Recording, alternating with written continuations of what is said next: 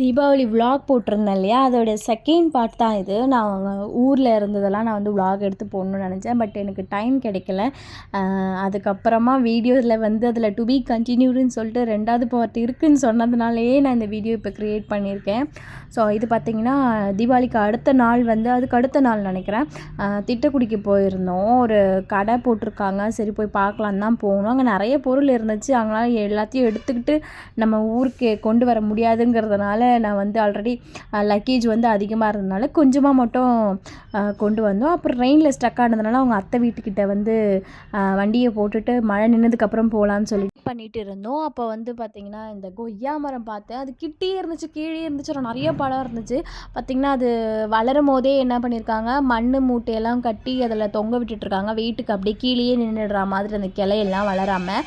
But நிறைய பழம்லாம் இருந்துச்சு. அவங்க ஆல்ரெடி பழம் பறித்து வச்சுருந்தாங்க. ஸோ எங்களுக்கும் கொஞ்சம் கொடுத்தாங்க, நான் எடுத்துகிட்டு வந்தேன். பட் அதை நான் சாப்பிடவே இல்லை, மறந்துட்டேன். அப்புறம் பார்த்திங்கன்னா வீட்டுக்கு போயிட்டோம். வீட்டுக்கு என்னோடய பையன் வந்து அங்கே போனதுலேருந்து கொஞ்சம் சரியாகவே சாப்பிடல. அதனால் அவனுக்கு பிடிச்ச ஒன் ஆஃப் த ஃபேவரட் இந்த முருங்கைக்கீரை சூப் தான் வச்சு கொடுக்கலான்ட்டு இருந்தேன். அங்கே போயிட்டு அவனுக்கு வேறு டிஷ்ஷு வேறு சமைக்கிறது அப்படின்றதுனால அவனுக்கு எதுவுமே பிடிக்கல.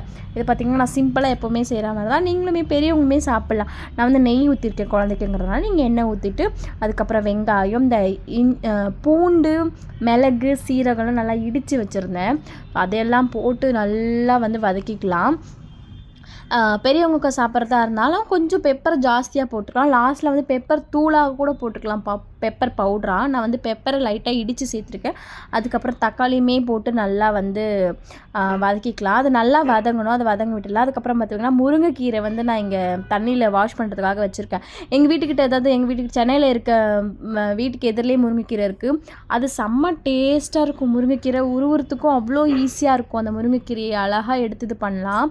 அண்ட் இது பெருங்காயம் ஆட் பண்ணிக்கிறேன். பட் அங்கே இருக்க முருங்கைக்கீரை வந்து அந்த கீரை எடுக்கும்போது கையில் ரொம்ப ரஃப்பாக இருந்துச்சு. பட் டேஸ்ட்டுமே வந்து கொஞ்சம் கம்மியாக தான் இருந்துச்சு.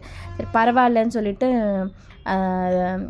செஞ்சு கொடுக்கலாம் தான் எடுத்தேன். கொஞ்சம் இது பார்த்திங்கன்னா வதங்கினதுக்கப்புறமா முருங்கைக்கீரை ஆட் பண்ணிவிட்டு இதுவுமே லைட்டாக நல்லா வதக்கி விட்டுருக்கோங்க. கொஞ்சம் வதங்கிட்டோம். நான் இதில் உப்பு போடுறத காட்டல. தேவையான அளவுக்கு உப்புமே சேர்த்துக்கோங்க. வதங்கினதுக்கப்புறமா உங்களுக்கு எவ்வளோ தேவையோ அந்த அளவுக்கு நீங்கள் வந்து தண்ணி ஊற்றிக்கலாம். நான் அதுக்கு பார்த்திங்கன்னா தோசை தான் சுட்டுக்கிட்டேன்.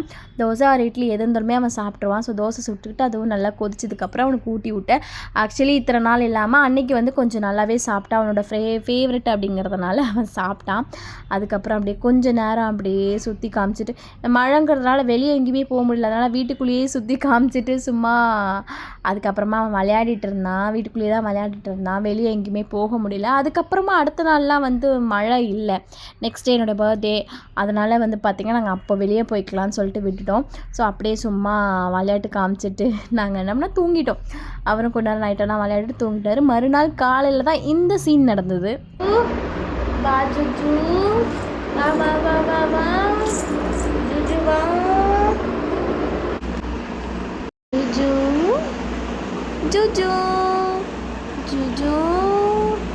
படுத்துக்கிட்டியா ஜோஜு? என்ன பண்ற ஜோஜு?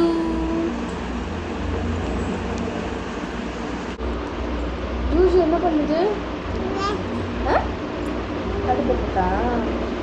நீ சொல்லு ஜூஜு, சொல்லு ஜூஜு, கூப்பிடு ஜூஜு, கூப்பிடு.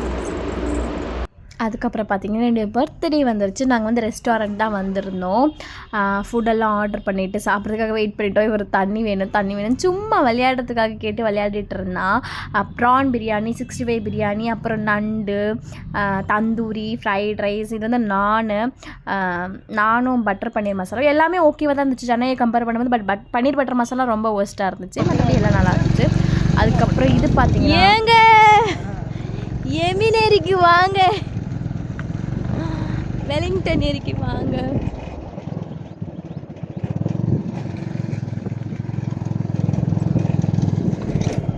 நம்ம கூமாம்பட்டி ஸ்டைலில் தான் வந்து இப்போ நான் இந்த எமினேரி பற்றி சொன்னேன். ஆக்சுவலி பார்த்தீங்கன்னா திட்டக்குடியில் இருக்கவங்க எல்லாருக்குமே தெரியும் எமினேரி இது பற்றி. நானும் உங்களுக்கு பெரிய வீடியோ, லாங் வீடியோ ஒன்று போட்டிருக்கேன் எமினேரி. இது நீங்கள் வந்து பார்க்காதவங்க போய் பாருங்கள். ஃபுல் வீடியோ இந்த எமினேரி பார்த்தீங்கன்னா வெரி லாங் ஏரின்னு சொல்லலாம் இதை. இந்த பக்கம் பார்த்தா அந்தமான், அந்த பக்கம் பார்த்தா அமேசான் காடு மாதிரி இருக்குதுன்னு சொல்லுவாங்க. அதே ரேஞ்சில் தான் இருந்துச்சு. பக்காவான வியூ பார்த்தீங்கன்னா சூப்பராக இருந்துச்சு. இந்த கண்ணுக்கு குளிர்ச்சியாக இருக்குன்னு சொல்லுவாங்க பார்த்தீங்களா, அப்படி தான் இருந்துச்சு. இந்த பக்கம் பார்த்தீங்கன்னா தண்ணி, இந்த பக்கம் பார்த்தீங்கன்னா பசுமையான நிலம், அப்படியே மேலே பார்த்தீங்கன்னா மேகம் கூட்டங்கள் அப்படியே வந்து எப்படி சொல்கிறது, என்னோடய பிறந்தநாளுக்கு வாழ்த்து தெரிவிக்கிற மாதிரியான அந்த மேகக்கூட்டங்களுடைய அமைப்பு இருந்துச்சு. எனக்கு ரொம்ப பிடிச்சிருந்தது அந்த வியூ சொல்கிறேன். அண்ட் பார்த்திங்கன்னா இது பாலம், அந்த டேம் இருக்கு இல்லையா, தண்ணி திறந்து விடுவாங்களா, அந்த டேம் மேலே தான் நடக்கிறேன். எனக்கு பயங்கர பயமாக இருந்துச்சு. ஏன்னா ஹைட்டுனா நம்மளுக்கு வந்து கொஞ்சம் பயம் இல்லை, ரொம்பவே பயம்தான். இது மேலே நடக்கும்போது எனக்கு நம்மளுக்கு தான் தெரியும், நிறைய கற்பனைகள் வரல. ஒருவேளை இது உடஞ்சி விழுந்துருச்சுன்னா என்ன ஆகும், ஒருவேளை நம்ம கீழே விழுந்துட்டேன்னா, அந்த மாதிரியெல்லாம் நமக்கு யோசிப்போம். பட் எல்லாத்தையும் தாண்டி தைரியம் வர வைத்து கொண்டு இது வந்து ஒரு அட்வென்ச்சர் மாதிரி தான் நான் போனேன். நல்லா இருந்துச்சு. அதுக்கப்புறம் கொஞ்சம் பயனா என் பையன் கையில் இருந்தால அதோட பயபக்தியோடு நடந்து போயிட்டு இருந்தேன். என்னோடய ஹஸ்பண்ட் இந்த வீடியோக்கெலாம் நீ போஸ்ட் கொடுக்க வேண்டாம், ஒழுங்காக நேராக போ அப்படின்னு சொன்னார். நம்மளும் வந்து கொஞ்சம் அப்படியே நேராக போயிட்டு திரும்ப ரிட்டன் வந்தாச்சு. அதுக்குடிய அந்த நல்லா இருக்குல்ல வியூ, நீங்கள் போய் பாருங்கள். திட்டக்குடி சரௌண்டிங்ஸில் இருக்கீங்க அப்படின்னா நீங்கள் போய் உங்களுக்கு தெரிஞ்சிருக்கோம் ஆல்ரெடி, நீங்களாம் பல தடவை போயிருப்பீங்க. நாங்களாம் சென்னையிலேருந்து வர்றதுனால இப்போ தான் நான் செகண்ட் டைம் போகிறேன். கல்யாணம் ஆகிட்டு ஃபஸ்ட் டைம் போனது தான் நான் உங்களுக்கு வந்து விலாக் போட்டிருப்பேன். போய் பார்க்காதவங்க கண்டிப்பாக இப்போ பாருங்கள். அண்ட் இந்த டிவிஎஸ் 50ல் நான் பெரிய காமெடி பண்ணினேன்னா, அந்த ஸ்கூட்டியில் வந்து கீழே வந்து சாவி போடுறது இருக்கும். ஆனால் அந்த டிவிஎஸ் 50ல் பார்த்தீங்கன்னா ஃப்ரண்ட் அந்த ஹெட்டில் இருக்க போல இருக்க சாவி போடுறது நான் என்ன பண்ணிட்டேன்னா, பெட்ரோல் போடுவாங்களே அதில் போய் சாவி போட்டு ஆன் பண்ணிகிட்ருக்கேன், ஆன் ஆகலைன்னு சொல்லிட்டு. ஸோ சேடில் பாருங்களேன், தண்ணி எவ்வளோ அழகாக இருக்குது. நாங்கள் கொஞ்சம் அவ்வளோதான், நான் தண்ணியில் லைட்டாக போயிட்டு காலை வச்சுட்டு மேலே ஏறி ஓடி வந்துட்டேன். நம்ம அவ்வளோ வந்து வீராங்கனைலாம் கிடையாது, போயிட்டு நம்ம அப்படியே வாய் மட்டும் சொல்லிவிட்டு அப்படியே கிளம்பியாச்சு.